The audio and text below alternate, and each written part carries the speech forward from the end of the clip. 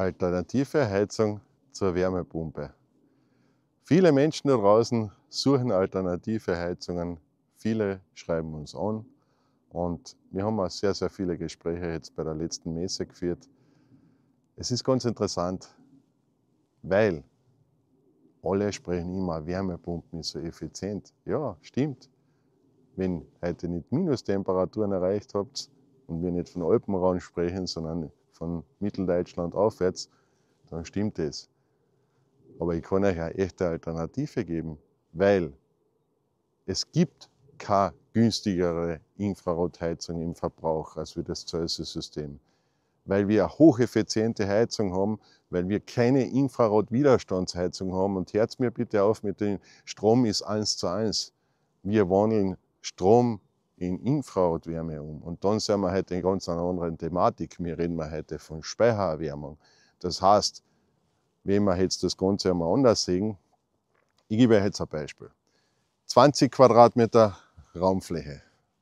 Heißt bei einer Wärmepumpe, wie gut ist deine Gebäudehülle und umso niedriger werden deine Heizkosten sein. Celsius interessiert mich das nicht.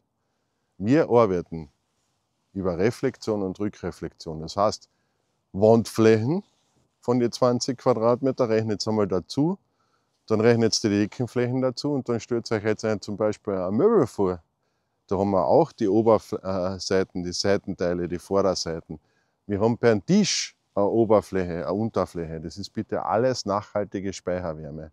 Und daher können wir mit Celsius mit so wenig Energie große Räume beheizen. Weil wenn ich heute sage, in einem Holzriegelbau oder Holzmassivbau schaffen wir heute locker 100 Watt auf 20 Quadratmeter in der Stunde.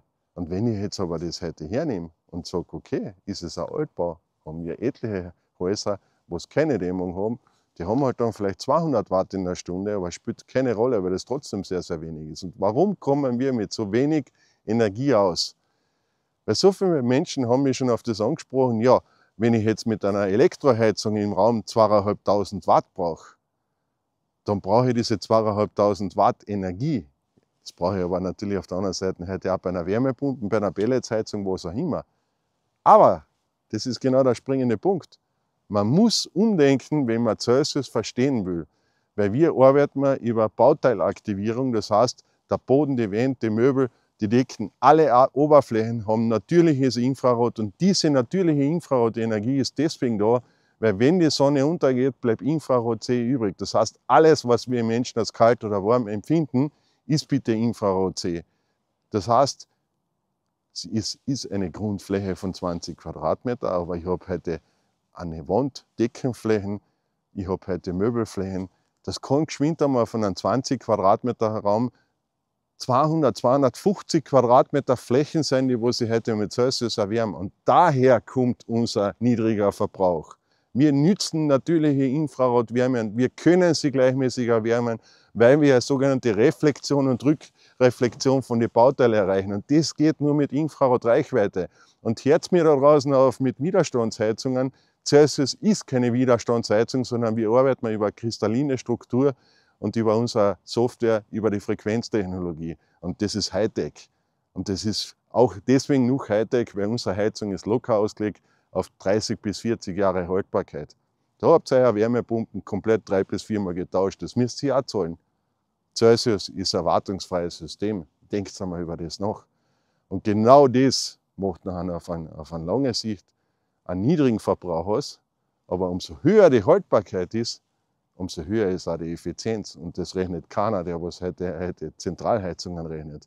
Weil ob ihr mit einer Wärmepumpe redet, ob man einer Pelletsheizung, einer Gas-, einer Ölheizung, jeder, was einmal schon eine Heizung gehabt hat, wird auf den Punkt kommen, dass ein Verschleiß ist. Und wenn ein Verschleiß da ist, dann wird sie wieder zur Kassa gebeten und dann dürft sie heute die ganze Heizung wieder rausreißen und die heute viele Teile teuer entsorgen. Über das denken die meisten Menschen erst dann nach, wenn es soweit ist. Das erspart sich euch alles mit Celsius. Und ihr braucht im Neubau keinen Heizraum, ihr braucht keine Durchführung, ihr braucht keine Fußbodenheizungsaufbauten, ihr braucht auch nicht so wie bei einer Luftwärmepumpe eine sogenannte Schallschutzisolierung, die kostet im Jahr richtig Geld. Und das könnt ihr euch mit Celsius alles sparen. was ihr sonst zahlen müsst. Über das solltet ihr jetzt einmal nachdenken. Und wenn wir halt dann noch weiter in die Materie reingehen und sagen, okay, Pellets wachsen nicht am Baum, Öl kann ich selber nicht bohren, Gas kann ich selber nicht bohren, was bleibt dann bitte übrig? Ja, ich kann auch Holz heizen, aber Holzheizung wird heute auf Dauer fragwürdig sein, weil es wird vielleicht irgendwann einmal nicht mehr gehen. Aber was ich kann, ist heute meinen Strom über die Sonne erzeugen und ich kann heute über Speichersysteme meinen Strom speichern. Und damit kann ich dann in die Richtung gehen, dass ich sage, okay, ich erzeuge meinen Strom und ich verbrauche meinen Strom. Und der Strom kann nur dann effizient funktionieren, wenn ich niedrige Verbräuche habe. Und das sehen wir heute genau bei unserer Steuertechnik.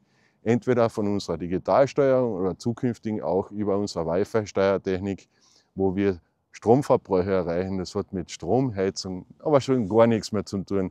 Und Mitbewerber Infrarotheizungen, das ist lächerlich, weil das kannst du mit Celsius nicht vergleichen. Und deswegen Infrarotheizung ist nicht gleich Infrarotheizung.